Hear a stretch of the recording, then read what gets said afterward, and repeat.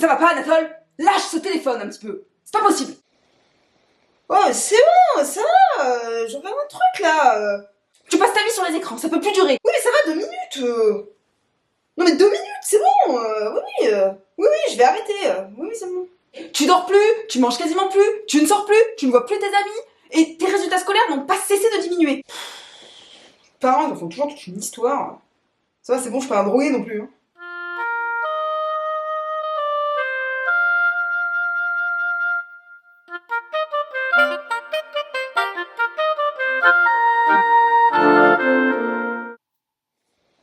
Bonjour à toutes et à tous, bienvenue dans cette nouvelle vidéo qui va traiter des écrans et de l'utilisation des réseaux sociaux chez les jeunes. En moyenne, on constate que les adolescents passent à peu près 7 heures par jour sur les écrans. Donc il s'agira pas là, ici, dans cette vidéo, de blâmer les écrans et de dire qu'ils sont responsables de tout, mais au contraire, plutôt d'étudier les aspects positifs et les aspects négatifs des écrans et l'impact que ça peut avoir, et surtout d'apporter des solutions concrètes pour pouvoir vous aider à gérer la consommation du coup des écrans de vos adolescents. Je commence cette vidéo quand même en vous rappelant de ne pas hésiter à vous abonner du coup à la chaîne YouTube et également de vous abonner du coup à mon compte Instagram qui est associé, donc Histoire d'une prof, ou à me suivre sur mon réseau social d'autrice, donc Caroline Peffer autrice. Sur ce, nous allons pouvoir du coup démarrer la vidéo d'aujourd'hui. Tout d'abord, je tiens à préciser que cette vidéo n'est pas un plaidoyer contre les écrans. Il ne s'agit pas donc du coup de les blâmer de tous les maux de l'humanité, puisque on a tendance fortement à entendre ce discours de dire les écrans c'est les grands méchants.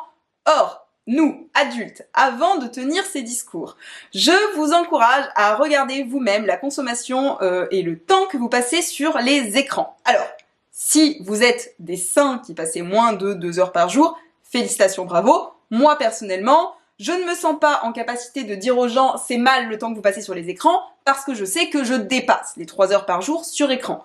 Cela étant dit, la question en fait ne va peut-être pas tant être de savoir le temps que passe une personne sur un écran, même si on va là parler d'adolescents, donc forcément on parlera de temps, puisque en fonction des âges, on ne peut pas non plus avoir la même consommation des écrans, parce que ça peut avoir un impact sur le développement et les apprentissages, mais ce qu'il faut surtout regarder ici, c'est l'usage qu'on fait des écrans. C'est-à-dire, est-ce qu'on est sur un usage stérile ou est-ce qu'on est sur un usage, au contraire, de renforcement du lien ou de quelque chose de productif et lié à l'apprentissage. Et c'est pour ça, du coup, que je vous disais, on ne va pas non plus traiter que les aspects négatifs des écrans, on va parler ici de tous les aspects. Je tiens à rappeler une chose, quand on parle d'écran, on parle de télévision, de tablette, de téléphone principalement.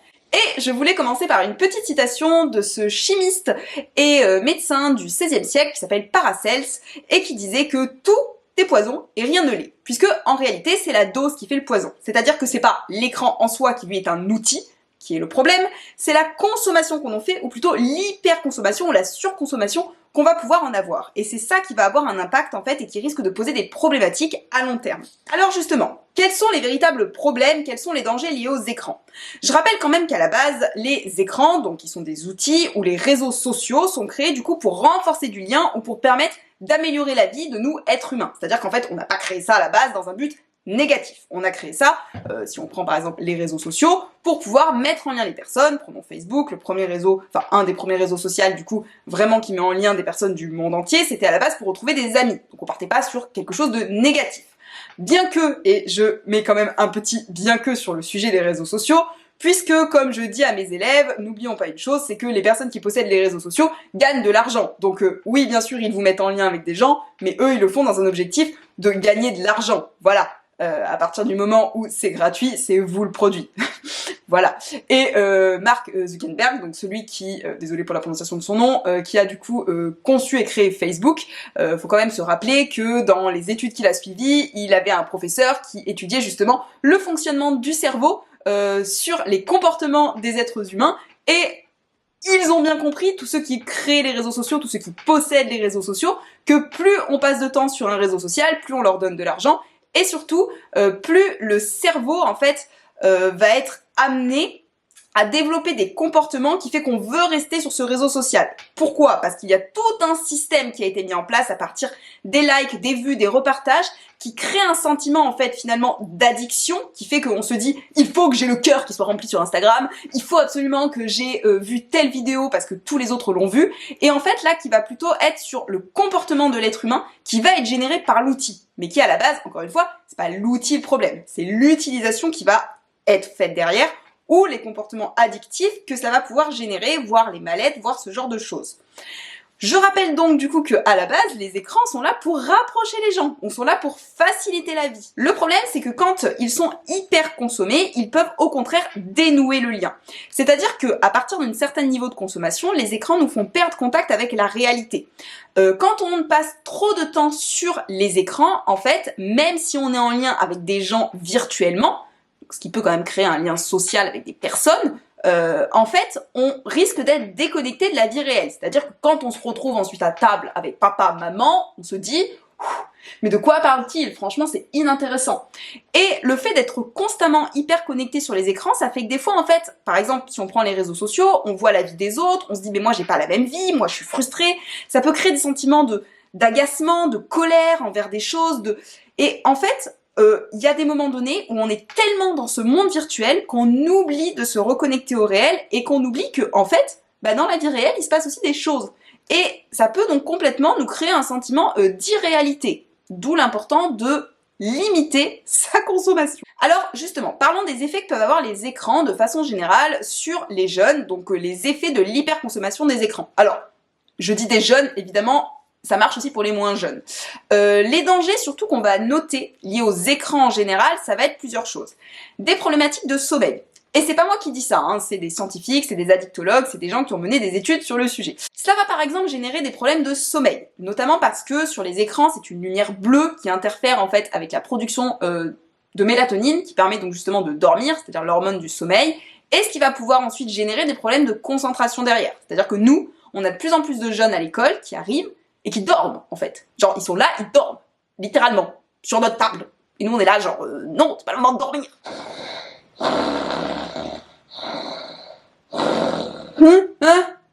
Quoi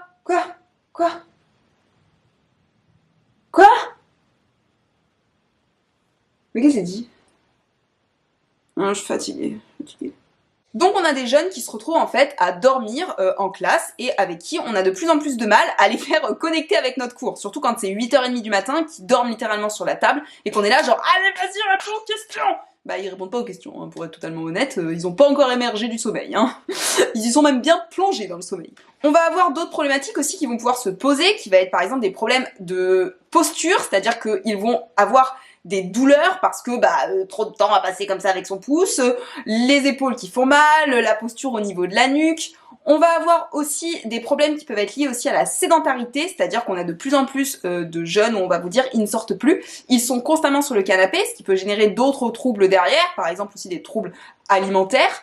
On va avoir des conséquences aussi de plus en plus sur la santé mentale, c'est-à-dire qu'on a vu une augmentation du stress chez les jeunes, des symptômes d'anxiété, et des problèmes d'addictologie, c'est-à-dire qui sont quasiment la même chose que quand on est privé d'une drogue, en fait. C'est-à-dire que on a des symptômes de manque. Je vous jure, moi j'ai des élèves qui de temps en temps sortent le téléphone en classe. Alors, oui, c'est toujours interdit, je tiens à le rappeler, hein, c'était pas une nouvelle... parce qu'ils nous ont sorti un nouveau truc à la télé en début d'année en disant « Trop bien, maintenant les écoles interdisent les téléphones ». Oui, alors enfin, c'était déjà interdit. Soit.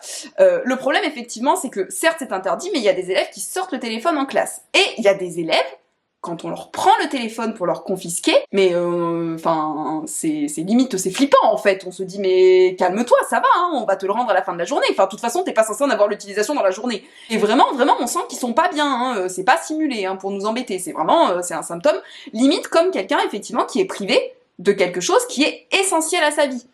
Sauf que je rappelle que dans les besoins primaires, il y a manger, boire, dormir, respirer, mais il n'y a pas de téléphone dedans, ça c'est sûr, c'est sûr.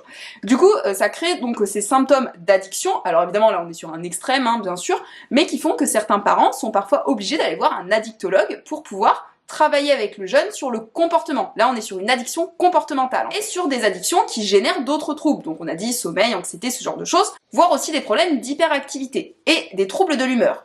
Notamment en classe, moi je constate quand même tous les jours que les élèves ont de plus en plus de mal à se concentrer.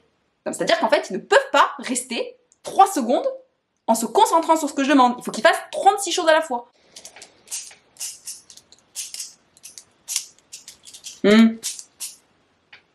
Ah non, pardon.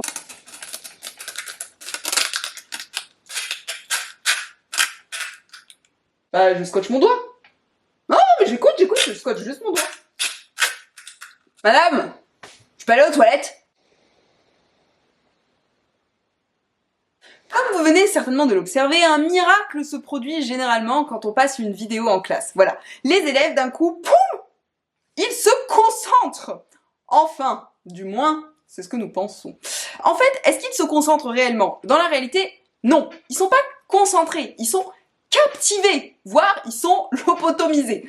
C'est un peu le même phénomène qui se produit quand vous avez un enfant en bas âge qui en fait d'un coup se retrouve happé par une application ou par la télévision. Parce que le cerveau, tout de suite, qu'est-ce qu'il fait? Poum, il capte en fait quelque chose et il bug, tout simplement. En fait, donc juste, il a bugué.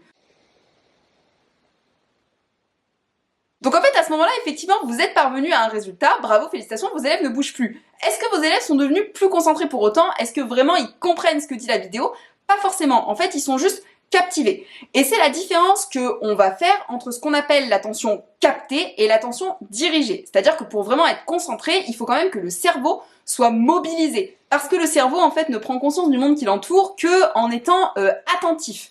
La concentration, c'est vraiment la pierre angulaire, en fait, du fonctionnement cognitif dont dépendent la mémorisation et donc l'apprentissage. Donc c'est normalement, en fait, ce que les professeurs sont censés rechercher. Mais, comme je vous disais, la concentration suppose un réel engagement. C'est pas juste regarder et écouter. En fait, c'est faire abstraction de tout ce qui se passe autour pour se concentrer sur la tâche. C'est aussi filtrer toutes les informations du coup parasites et surtout résister aux distractions, voire aux distracteurs, voilà.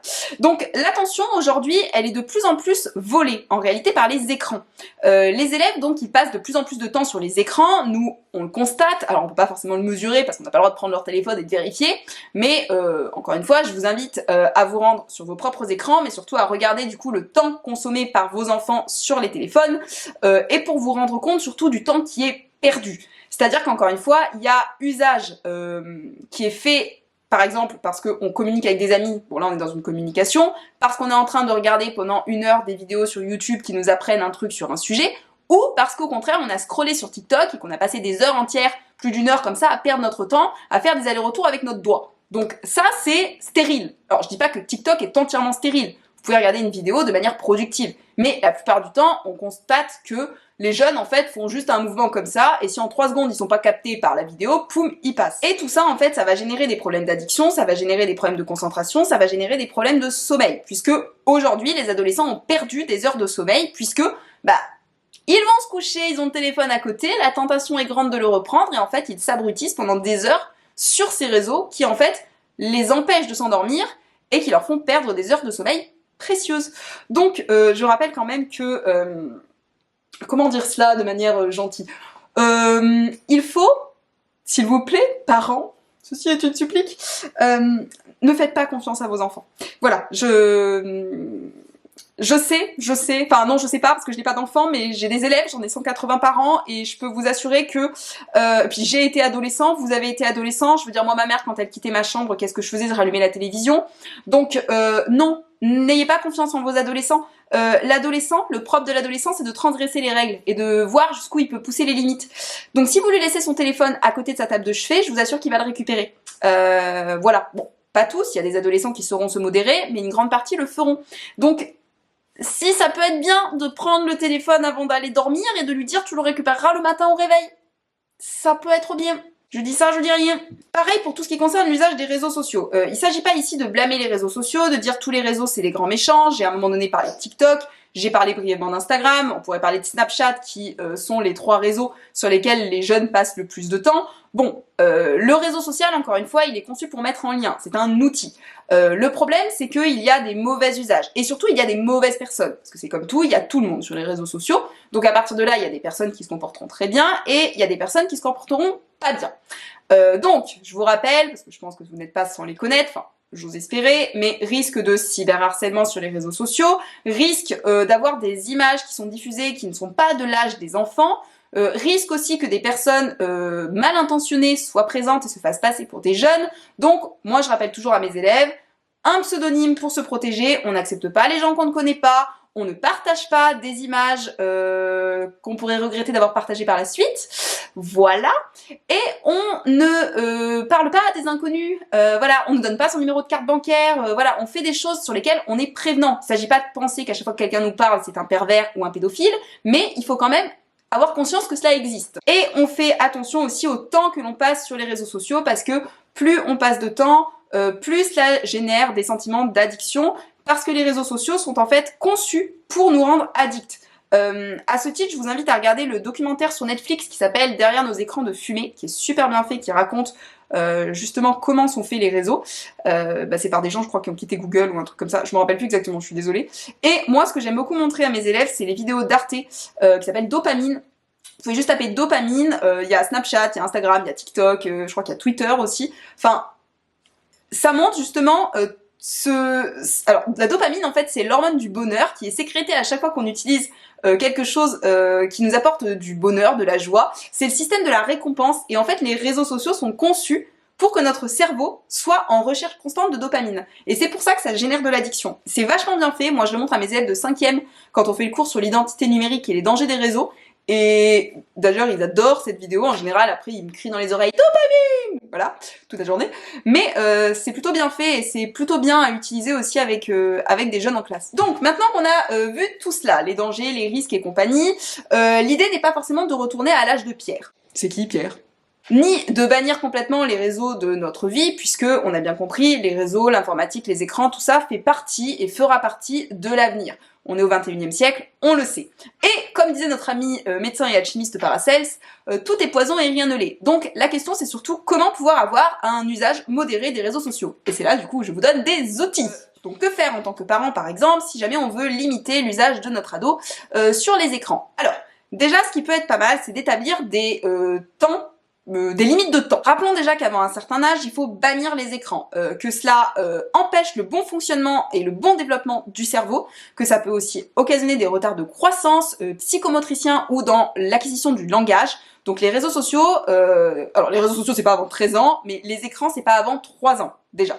Ensuite, il va falloir établir des plages horaires, c'est-à-dire que de 3 à 6 ans, on va être par exemple sur une consommation d'1 heure par jour, de 6 à 9 ans, on va être par exemple sur du 2 heures par jour, mais avec pas des sessions de 2 heures sur écran, ça peut être du 30 minutes par exemple, et à partir de 10 ans, on peut réfléchir à augmenter les sessions horaires. Mais en tout cas, d'établir des plages horaires fixées, ça permet donc justement de voir, et de voir aussi les différents écrans. C'est différent le temps qu'on passe sur un téléphone, du temps qu'on va passer par exemple sur une émission de télévision, ou si on regarde la télé tous ensemble. Voilà, il y a aussi la pratique qu'on va pouvoir instaurer. Ensuite, on peut avoir aussi des zones sans écran, c'est-à-dire des endroits dans la maison où on va dire, bah, c'est très simple, ici il n'y a pas d'écran. Voilà.